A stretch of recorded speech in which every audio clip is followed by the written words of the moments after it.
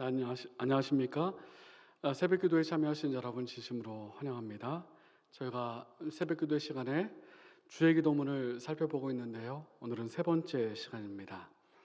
어제는 저희가 하나님의 나라와 뜻이 이루어져옵소서라는 기도를 통해서 하나님의 나라, 또 천국 복음을 위하여 일해야 한다.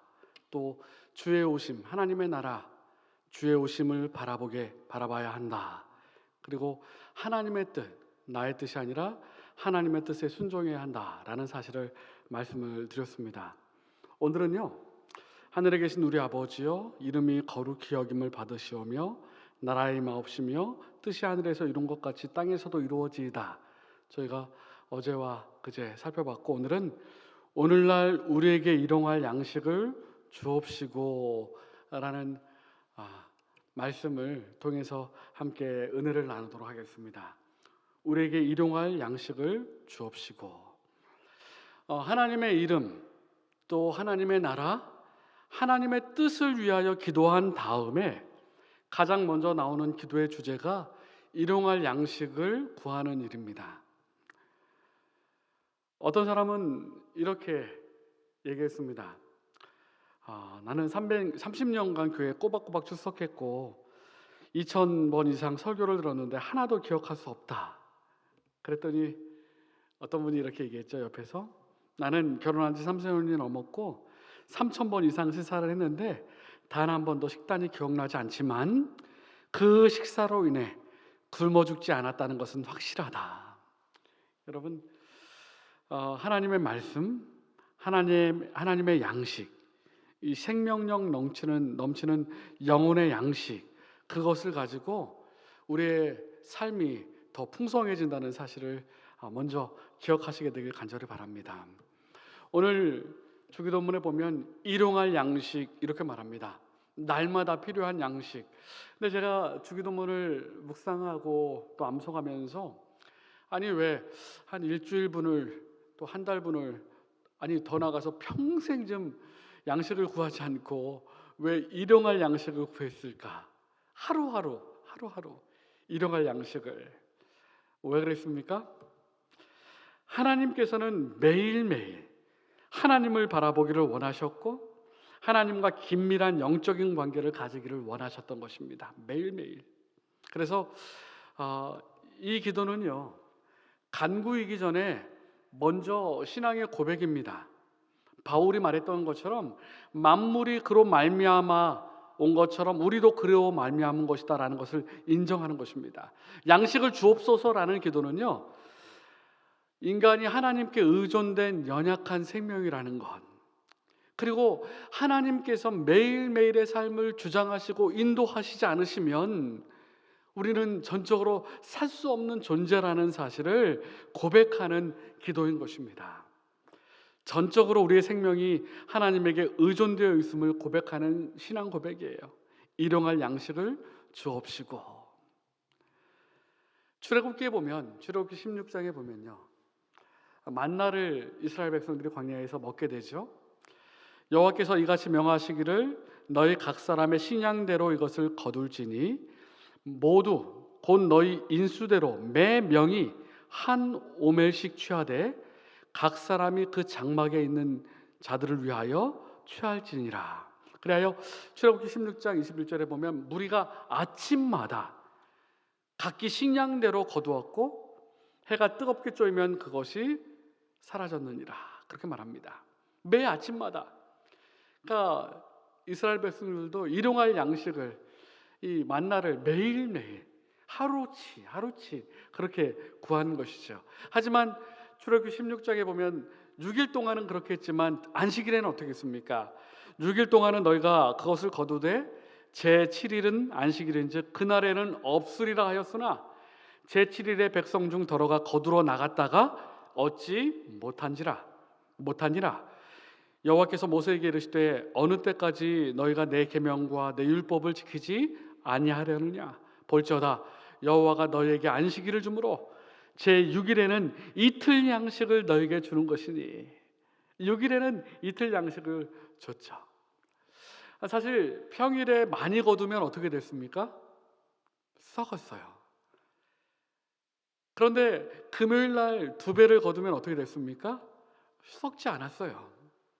매일매일의 삶이 하나님의 말씀대로 신뢰하고 순종할 때에 온전해진다는 것을 알려주고 있는 것입니다. 또한 하루하루 생명이 하나님께 달려있으니 미래를 염려하지 말고 하루하루를 하나님께 맡기며 살라는 것입니다. 그리고 일용할 양식을 통하여 하나님께서는 만나를 통하여 특별히 안식일 준수를 가르쳐 주셨죠.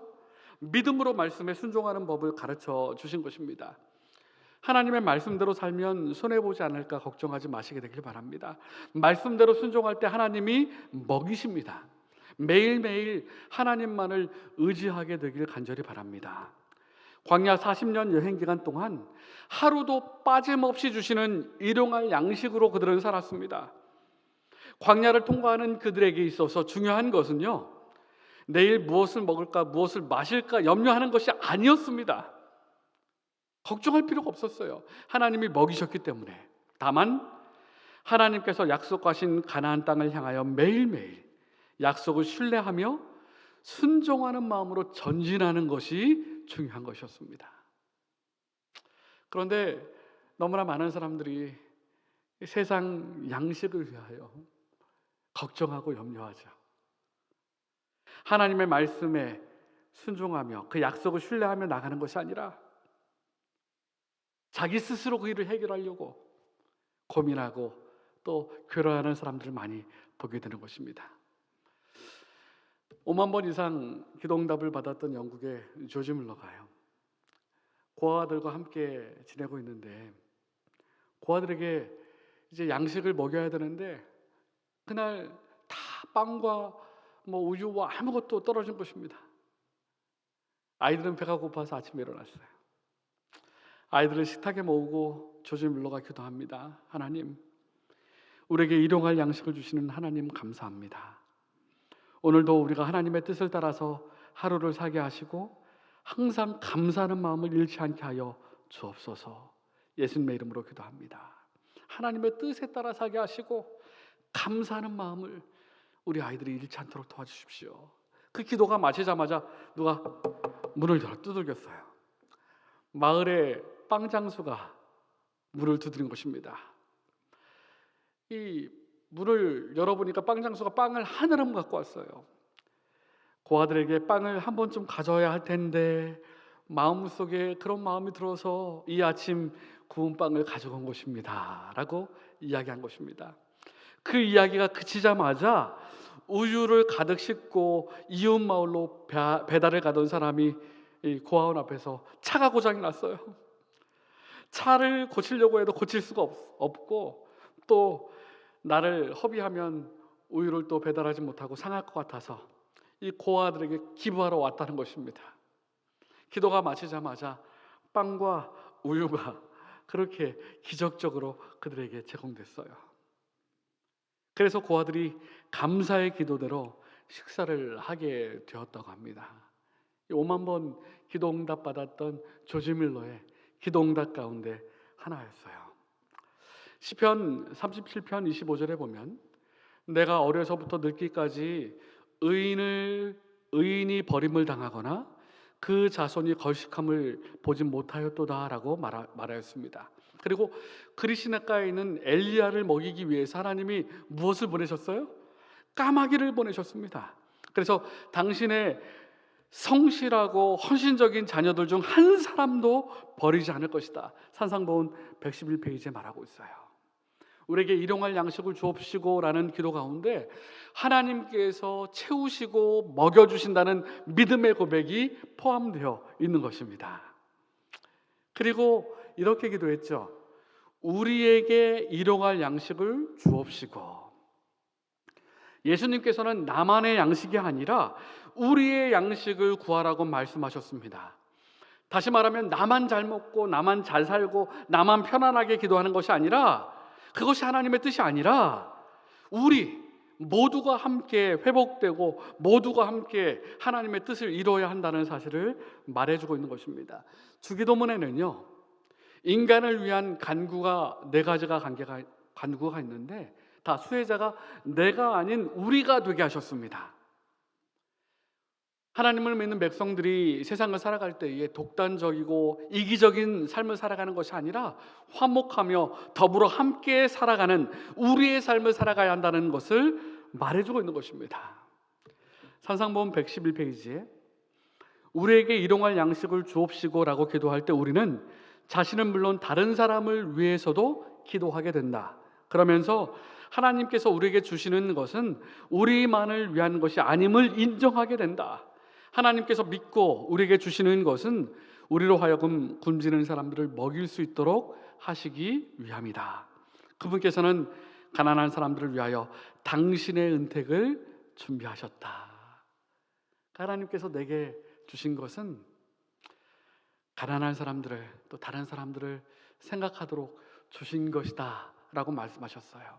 그래서 주기도문 가운데서도 우리에게 일용할 양식을 주옵시고 라고 기도하도록 가르쳐 주신 것입니다. 그리고 세 번째로요, 일용할 양식은요 꼭 필요한 하루분의 양식을 말하는 것입니다. 남아서 넉넉하게 주시는 것이 아니라 꼭 필요한 만큼 일용할 양식으로 만족할 수 있게 해 주십시오라고 하는 기도예요. 그러니까 만족하는 삶, 절제의 기도라고 이해하면 되겠습니다. 출애굽기 16장 17절로 18절에도 만나를 거둘 때요, 그 거둔 것이 많기도 하고 적기도 하나 오멜로 되어 본즉 많이 거둔 자도 남음이 없고 적게 거둔 자도 부족함이 없이 각기 식량대로 거두었더라. 이렇게 말하고 있어요. 많이 거둔 자도 또 적게 거둔 자도 다 부족함이 없었다라고 말하고 있습니다. 일용할 양식을 주옵소서라고 한 기도는 그렇게 작은 것에도 만족하고 또 작은 것에도 절제하며 감사할 수 있는 마음, 그 마음을 가져야 한다는 사실을 말해주고 있는 것입니다. 스탠포드 의대의 필립 하터 박사가 계산한 지구상의 인구 100명으로 지구상의 인구를 축소한다면요, 57명은 아시아인이고요, 21명은 유럽인이고 14명은 미주인, 8명은 아프리카인, 52명은 남자, 48명은 여자, 70명은 유색인종, 30명은 백인, 70명은 비기독교인, 30명은 기독교인, 80명은 적정 수준에 못 미치는 주거 환경에 살고 있고 70명은 문맹, 100명 중에 70명은 글은 모르겠고 50명은 영양 부족, 먹지 못해서 영양 부족이고, 한 명은 죽기 전이고, 한 명은 임신 중이고, 한 명은 대학 교육을 받은 적이 있고, 한 명은 컴퓨터를 소유하고 있다. 집에 컴퓨터가 있고 대학 교육을 받았고, 그렇다면 100명 중에 한 명이라는 거죠. 그리고 100명 중에 50명은 오늘날도 영양 부족, 50%는 부족하다, 그렇게 말하고 있어요. 그래서 오늘날 우리에게 일용할 양식을 주옵소서라는 기도는 더 큰 의미가 있는 것입니다. 일용할 양식, 이 일용할이란 말은요 헬라어로 에피우시우스라는 말인데요, 다음 날을 위한 그런 뜻이기도 하고 다가오는 날을 위한 그런 뜻이기도 합니다. 그러니까 일용할이라는 말은 다음 날, 매일매일에 쓸 그런 의미도 있고 다가오는 날을 위한 그런 의미도 있는 것이에요. 다가올 그날을 위한 양식을 구하라라는 말씀에 의미가 있는 것입니다. 다가올 그날을 위하여 양식을 구하라. 아모스 8장 11절이 생각나지 않습니까? 주 여호와의 말씀이니라. 보라, 날이 이를지라 내가 기근을 땅에 보내리니 양식이 없어 주림이 아니며 물이 없어 가람이 아니요 여호와의 말씀을 듣지 못한 기갈이라. 그러니까 양식과 물질을 구하는 우리의 기도 가운데 배고픔과 필요를 충족하려는 본능적 욕구에서가 아니라 내일을 바라보는 믿음에서 나와야 한다는 사실을 말해주고 있는 것입니다. 또한 이 일용할 양식은 우리 삶에 필요한 양식일 뿐만 아니라 매일매일의 하나님의 말씀을 통하여 살아갈 그러한 말씀도 의미하고 있다는 사실을 기억하시기 바랍니다. 오늘날 우리에게 일용할 양식을 주옵시고 라는 기도는 우리에게 공급하시는 하나님을 기억하라는 주님의 간절한 마음이 담겨 있는 것입니다. 하나님이 너희를 먹이신다. 물질을 공급하시는 분은, 너희의 배고픔을 채워주시는 분은 바로 하나님이시다라는 사실을 선언하는 기도인 것입니다. 우리에게 일용할 양식을 주옵시고. 원동지의 목회 부장을 역임하셨던 요한 마우르디아 짐 자카리 목사님이요, 원동지의 목회 부장을 역임하셨는데, 그분께서 미션 스토리 어메이징 트루, 그러니까 선교 현장에서 나타난 놀라운 일들이라는 책을 쓴 적이 있습니다. 그 책에 한 이야기가 나오는데요, 요한 마우르디아, 이 동부 유럽 공산화될 때 이야기입니다. 이분이 문서 전도인이었어요. 공산화된 다음에도 문서 전도인의 신분으로 복음을 전하면서 서적을 전하고 있었습니다. 그러다가 잡혀서 갇히게 되었습니다. 옥에 갇혔습니다. 그런데 이 간부가, 저 사람은 기독교인이니까 물 한 병도 넣어주지 말고 빵 하나도 주지 말라, 그렇게 말했습니다. 그러면서 이렇게 말합니다. 빵은 내가 믿는 하나님이 가져다 줄 거야. 이 감방 안에서 빵을 가져다 줄 사람은 아무도 없어. 잘해봐. 너가 믿는 하나님께 기도해봐. 이 말을 마치고 간수는 감방문을 닫고서 나가버렸어요. 양식이 없이 옥에 갇혀 있는 것입니다. 그런데 독방에 들어간 지 이튿날 아침에 이 무릎을 꿇고 기도하는데요, 요한 마우르디아가 이 기도할 때 벽 꼭대기에 작은 구멍 속에 한 마리 고양이가 나오는 것입니다. 어두운 감방 안에 이 창틈 사이로 고양이가 들어왔는데, 봤더니 고양이 입에 빵 한 조각이 물려 있는 거예요.